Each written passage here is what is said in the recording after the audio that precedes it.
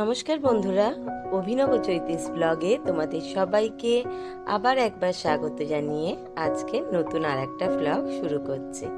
আজকের দিনটা ছিল সোমবার। আজকে আমার জীবনের এক বিশেষ বিশেষ গুরুত্বপূর্ণ দিন। তারই জোগাড় করতে সকাল সকাল আজকে উঠে পড়েছি।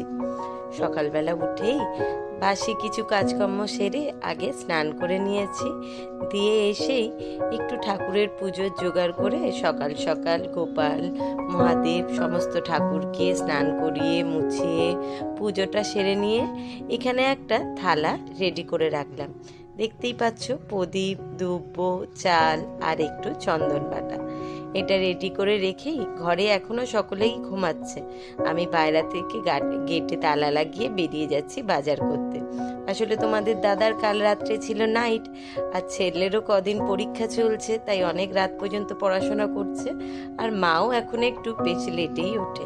তো চলো ঝটপট বাজারটা আগে করে নিয়ে আসি। বাজার করে বাড়িতে ফিরে এসেছি। অনেক রকম টুকিটাকি বাজার করবার ছিল, সেই সমস্ত গুছিয়ে নিয়ে একদম বসবো রান্না বান্না শুরু করতে। আগেই আজকে একটু চাটনি বানাবো, তাই জন্য বাজারে দেখতে পেয়েছিলাম বেশ সুন্দর কাঁচা আম, তাই একটু নিয়ে নিয়েছি বেশি করে, কারণ চাটনি তো আমার বাড়িতে সব সময়তেই বেশি করে হয়। আর এখানে নিয়েছি ও রাত্রিবেলা রান্না করবার জন্য কুমড়ো, আলু, পটল, ছোলা দিয়ে তরকারি হবে, তাই বেশ মিষ্টি ভালো পাকা কুমড়ো পেয়েছিলাম, সেটা নিয়েছি। পটল নিয়েছি, ছোলা তো সবসময় ভেজানোই থাকে, আর আলুও আনা আছে। আর এখানে একটু ঢ্যাঁড়স নিয়েছি, অল্প করেই একটু ঢ্যাঁড়স নিয়েছি। আর কাঁচা লঙ্কাগুলো এসেই ঝটপট করে পোটা ছাড়িয়ে প্লাস্টিকে ভরে রেখেছি। ওটা কোনো ঠোঙা বা খবরের কাগজে মুড়ে ফ্রিজে রাখবো। আসলে লঙ্কার বোটা থাকলে না, লঙ্কাগুলো খুব তাড়াতাড়ি নষ্ট হয়ে যায়। আর এই যে বললাম ছোলার কথা, ছোলাও ভেজানো আছে। আর ওদিকে একটুখানি আজকে বেলাতে ঠাকুরকে ফল মিষ্টি দিয়ে পুজো দেবো, সেই সমস্তগুলোও এনেছি। আর কয়েক প্যাকেট নিয়ে এসেছি চাট মশলার, যেহেতু মুড়ি খেতে চাট মশলা তো লাগেই। আর আজকে ওই আমের চাটনিটা বানাবো, তাতেও একটু চাট মশলা লাগবে। এখানে ফলের মধ্যে একটুখানি নারকেলি কুল পেয়েছিলাম, সেটা নিয়েছি একটু আঙুর, আর নিয়েছি দুটো আপেল। আজকে বেলাতে মা যখন ঠাকুরকে দেবে তখন এই ফল মিষ্টি দিয়ে পুজো দেবে। সকালবেলার পুজোটা তো আমার সারা হয়ে গেছে। আর আজকের যে বিশেষ দিনটার কথা বলছিলাম, আজকে আসলে বাড়িতে জোড়া বার্থডে, জোড়া জন্মদিনে তোড়জোড় চলছে একসঙ্গে। তো সেই জন্য রান্না বান্না কাজকর্মর একটু তো চাপ রয়েছে, সেই সঙ্গে ছেলের পরীক্ষা চলছে, তার পড়াশোনা রয়েছে। তাই নির্বিঘ্নে শান্তশিষ্টভাবে সারাটা দিন ম্যানেজ করে নেব, যত তাড়াতাড়ি উঠবো, ধীরে সুস্থে কাজ গুছিয়ে নিতে পারবো, তারই এত তোড়জোড়। এখানে মায়ের যেহেতু আজকে আবার পড়েছিল একাদশী, তাই মায়ের চাউমিনের সমস্ত জোগাড় নিয়ে এসেছি। আর বেলায় পুজো করবে, তারপর আবার আগামীকালের জন্যও থাকবে, তাই একটু ঠাকুরের ফুল আর ওখানে শাক টাক ছিল। আর এখানে মাটনটা যদিও তোমাদের দাদা গতকাল রাত্রিবেলাই এনে দিয়েছিল, সেটা ফ্রিজে ঢুকিয়ে রেখেছিলাম, বার করেছি। আর এখন আমি মাছটা কিনে এনেছি। এদিকে চায়ের জন্য একদিকে দুধটা জাল বসিয়েছি, আর আরেকদিকে জাল দিচ্ছি পায়েসের জন্য দুধ। যেহেতু আজকে বার্থডে বলে কথা, জন্মদিনে পায়েসটা তো ভীষণ রকমভাবে আমাদের বাঙালি বাড়িতে মাস্ট বানাতেই হবে। তাই জন্য শুভ কাজটা শুরু করছি একদম শুরু থেকে, মানে পায়েসটা দিয়েই রান্নাবান্না শুরু করব। তো এখানে দুপুরবেলা ভাতের চালটাও বার করে নিয়েছি, আর পায়েসের চালটাও বার করে নিয়েছি, দুটোই ধুয়ে পরিষ্কার করে নেব। আসলে পায়েস আজকে খুবই কম করে হবে, কারণ মায়ের একাদশী, মা খাবে না। আর যেহেতু আমি জন্মদিন মানে বার্থডে বয়ের মা, তাই আমাদের বাড়ির নিয়ম অনুসারে আমিও ছেলে, মানে শুধু ছেলে না, ছেলে বা মেয়ে যাই হোক না কেন, আমাদের বাড়ির নিয়ম অনুসারে কোনো শুভ অনুষ্ঠানের পায়েসই মাকে খেতে নেই।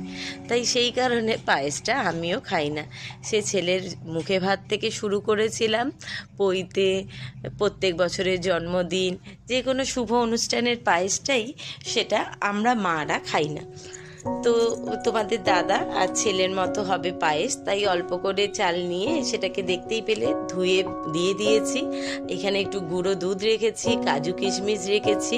যদিও কাজু কিশমিশগুলো ওটাকে একটুখানি ঘিয়ে ভেজে নিয়ে দিই, কিন্তু সেটা আজকে ভাজা হয়নি। আসলে আমি আগেই ভুল করে কাজু কিশমিশটাকে জলে ধুয়ে ফেলেছি, আর ওটাকে শুকুর দিয়ে যে একটু হাওয়ায় শুকিয়ে নেবো সেইটুকু সময় হাতে নেই। আজকে ভীষণ হুটোপাটি, বললামই ছেলের পরীক্ষা চলছে, আবার আগামীকাল পরীক্ষা রয়েছে, কিন্তু জন্মদিনের দিনটাতে ছেলেটাকে একটু রান্না বান্না না করে দিলেই ভালো লাগে না। আর গত কয়েকদিন পরীক্ষার জন্য তো ভীষণ হালকা পাতলা খাবার খাওয়া হয়েছে। গতকাল রবিবারেও একদম টকের ডাল, আলু পোস্ত, ডিমের অমলেট এই করেই খাওয়া হয়েছিল। তাই আজকে একটুখানি মাংস ভাত, একটু 5 রকম ভাজা করে দেবো। খুবই হালকা থাকবে সব কিছুই, তার মধ্যে রিচ যেটা হবে সেটা হচ্ছে খাসির মাংসটা। আজকের দিনটা আসলে আমার জীবনে ভীষণ বড় একটা প্রাপ্তির দিন। আসলে বেশ কিছু বছর আগে মেয়ে হিসাবে তো জন্ম হয়েই গেছিল আমার মায়ের কোলে, আর মাত্র কয়েক বছর আগেই আজকের দিনে নতুনভাবে আমার আবার জন্ম হয়েছিল মা হিসাবে। আজকের দিনটা যখন মনে করি গায়ের কাঁটাটা এখনো পর্যন্ত দাঁড়িয়ে যায় গায়ের লোমগুলো, কারণ মনে হয় আজকেই তো সেই দিনটা যেই দিনে সেই হসপিটালের বেডে আধা অচৈতন্য অবস্থায় শুয়ে শুয়ে অপেক্ষা করছিলাম সেই ছোট্ট একটা ছানাকে পৃথিবীর আলো দেখাবার। আর সেই আধা অচৈতন্য অবস্থাতে সেই ছানাটা যখন ভূমিষ্ঠ হলো, পৃথিবীর আলো হাওয়া বাতাসের সঙ্গে নিজেকে পরিচয় করছিল, তখনও আমি বেডে শুয়ে অপেক্ষা করছিলাম কতক্ষণে সেই ছানাটার আর আমার চোখে চোখে হবে বোঝাপড়া। হলো। আসলে সিস্টার দিদিরা যখন ছোট্ট ওই ছানাটাকে সাদা একটা কাপড়ে জড়িয়ে আমাকে তুলে দেখাচ্ছিল, আর ওদিকে তখনও সি সেকশানে চলছিল আমার সেলাইয়ের কাজ, যে দেখো তোমার কি হয়েছে, আমি তখন কি বলবো, সত্যি ভাষা হারিয়েছিলাম। আসলে তখনও আধা অচৈতন্য অবস্থাতেই ছিলাম, তাই কি বলবো ঠিক বুঝতে পারছিলাম না। শুধু ওই ছোট্ট ছোট্ট চোখ বোজানো আধা আলতো তাকানো চোখগুলোর দিকে তাকিয়ে মায়েতে ছেলেতে প্রথম পরিচয় পর্বটা সেরে নিচ্ছিলাম সামনাসামনি। আসলে এতদিন তো দুজন দুজনকে ভেতর থেকে শুধুমাত্র অনুভব করতে পারতাম, তার গায়ে আমার হাতটাকে ওপর থেকে বোলাতে পারতাম, মনে মনে কথা হতো। সেই প্রথম ছিল মা ছেলের প্রথম সামনাসামনি দেখা কথা। আবার সিস্টার দিদি বলে উঠলো, কি হলো, শুধু হাসলে হবে, দেখে বলতে হবে তো কি হয়েছে। কিছুক্ষণ ভেবে নিয়ে তারপর বলেছিলাম, হ্যাঁ আমার ছেলে হয়েছে, মনে থাকবে তো, বাইরে বেরিয়ে বলো না কিন্তু যে না মেয়ে বলেছিলাম। আমি তখন আলতো হেসে ঘাড় নাড়িয়ে সম্মতি দিয়েছিলাম যে না না আমার ছেলেই হয়েছে। সেই ছেলে যাকে 9 মাস ধরে দেখবার জন্য ব্যাকুল আগ্রহে অপেক্ষায় বসেছিলাম। সেই ছানাটাকে নিয়ে যখন প্রথম ঘরে আসলাম, সকলের সে কি আনন্দ, বাড়িতে যেন একটা ছোটোখাটো উৎসব লেগে গিয়েছিল। তার অবলা ভাষায় প্রকাশ করা শব্দগুলো তখন যেন শুধু আমি ছাড়া আর তেমনভাবে কেউই বুঝতে পারতো না। কোনটা কখন তার খিদের কান্না, কোনটা কখন তার আহ্লাদের কান্না, কখন ঘুম পেয়েছে না কখন আনন্দ হচ্ছে, সব ভাষাই যেন শুধুমাত্র আমি একাই বুঝতে পারতাম। আর সবাইকে সেই কখনো কি বলতে চাইছে, কখনো ওর কষ্ট হচ্ছে, কখনো কাঁদছে, কখনো খিদে পেয়েছে বা ঘুম পেয়েছে, সবটাই আমাকেই ব্যাখ্যা করে বাড়ির সবাইকে বোঝাতে হতো। আসলে আমার ক্ষেত্রে ব্যাপারটা একটু আলাদা ছিল এই কারণেই, বাড়িতে অন্য সকলের বাড়িতে যেমন হয় আর কি, ঠাকুমা দিদিমারা বা বড় জেঠিমা কাকিমা কেউ থাকলে তারা বলে এই সময় বাচ্চাটাকে স্নান করা, এই সময় খাওয়া, বা এই সময় ওর ঘুম পেয়েছে বা পেটে ব্যথা হচ্ছে, বিভিন্ন রকম তাদের তো তখন অশব্দে প্রকাশ করা কথা থাকে না। তো তখন আমার ক্ষেত্রে শাশুড়ি মা থাকলেও শাশুড়ি মাও ছিল ভীষণ রকম সাদামাটা শান্ত প্রকৃতির। তারা যেন বিশেষ করে শ্বশুরমশাই শাশুড়ি মা আমার বর সকলেই ভীষণ রকম আমার উপর নির্ভরশীল ছিল। তারা বিশ্বাস করত বাচ্চা থেকে বাড়ির সকলের সমস্ত কিছু সমস্যার কথা হোক বা যে কোনো কিছু সমাধান সব মনে হয় আমার কাছেই সম্ভব। বাড়ির খুঁটি নাটি যে কোনো ব্যাপারে তারা সব কিছুতেই আমার রায় চাইতো। আমি যেটা বলতাম সেটাই তারা পরম বিশ্বাসের সঙ্গে গ্রহণ করত।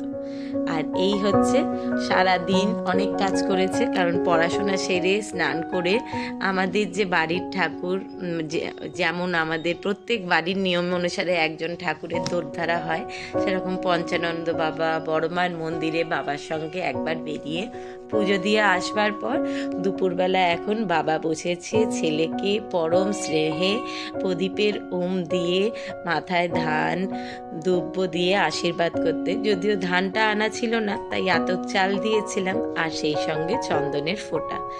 এই দিয়ে আমি আর মাও আশীর্বাদ করে নিয়েছি। দিয়ে গুছিয়ে ছেলেকে খুব সাধারণ খাবার, 5 রকম ভাজা, একটু গরম ভাতে ঘি আর ওর ভীষণ পছন্দের খাসির মাংস আর জন্মদিন স্পেশাল পায়েস, চাটনি, পাঁপড় ভাজা দিয়ে খেতে দিয়ে দিয়েছি। চলো এইবার আমরাও খাওয়া দাওয়াটা সেরে নেব।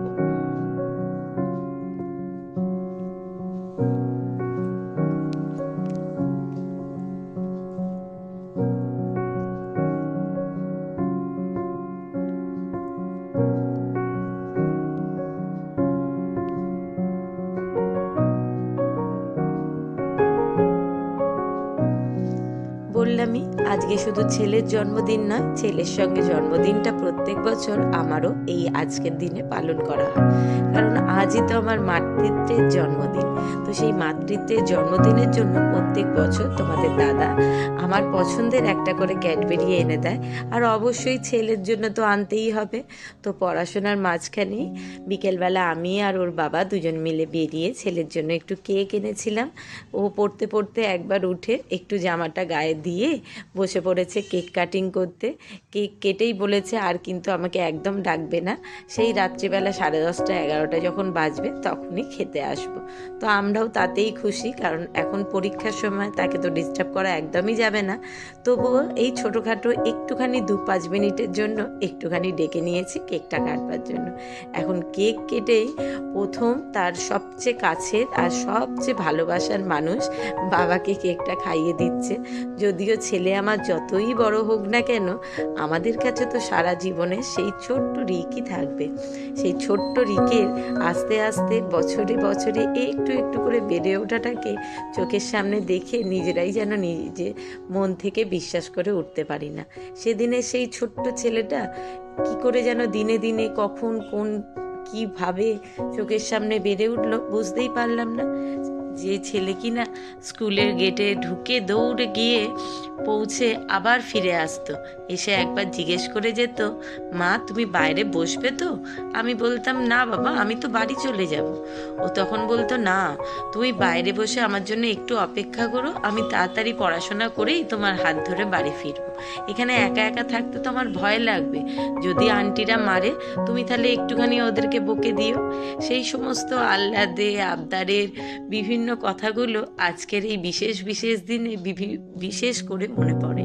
সেই ছেলেটাই আজকে যখন দেখি তার চেহারার পরিবর্তন, তার হাইটটা আমার থেকে বেড়ে যাওয়া, তার দায়িত্বশীলতা, সে যখন আজকে আমার জ্বর শরীর খারাপের দিনে এসে বলে, থাক আমি ম্যানেজ করে নেবো, আজকে তোমার শরীরটা খারাপ, তুমি একটু শুয়ে রেস্ট করো, আমি দেখছি কিছু বানিয়ে নিতে পারি কিনা।